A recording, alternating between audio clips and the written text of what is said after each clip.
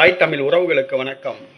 பிரேமலதா நேற்றைய தினம் திமுகவை சந்தித்து அறிவாலயத்துக்கு சென்று திமுக கூட்டணியை உறுதி செய்தார். திமுக கூட்டணியில் அவருக்கு சட்டசபை தொகுதிகளும் ஒரு ராஜ்யசபா உறுப்பினர் பதவியும் வழங்கப்பட உள்ளதாக கூறப்படுகிறது. மேலும் தேர்தல் செலவுக்கென்று ஒரு பெரும் தொகை கைமாறியதாக கூறப்படுகிறது. தேமுதிக 1500 கோடி ரூபாய் பேரம் பேசியதாக கூறப்படுகிறது. திமுக, அதிமுக, பாஜக ஆகிய கட்சிகளிடம் பிரேமலதா பேரம் பேசினார். இறுதியாக திமுகவிடம் பேரம் படிந்ததாக கூறப்படுகிறது. 1500 கோடி ரூபாய் பிரேமலதா கேட்டுள்ளதாக கூறப்படுகிறது. திமுக எவ்வளவு தொகை கொடுத்தது என்பது தெரியவில்லை. தேமுதிகவை வைத்து பேரம் பேசி காரியம் சாதித்தார் பிரேமலதா.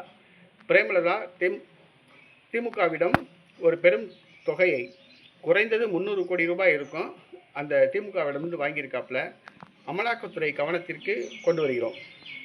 அமலாக்கத்துறை பிரேமலதா வீட்டில் சோதனை நடத்த வேண்டும். அளவுக்கு அதிகமாக, வருமானத்துக்கு அதிகமாக பணம் பதுக்கி வைக்கப்பட்டிருந்தால் அந்த பணத்தை பறிமுதல் செய்யணும். பிரேமலதா மேலே வழக்கு பதிவு செய்யணும். அமலாக்கத்துறை பிரேமலதா வீட்டில் சோதனை நடத்த வேண்டும்.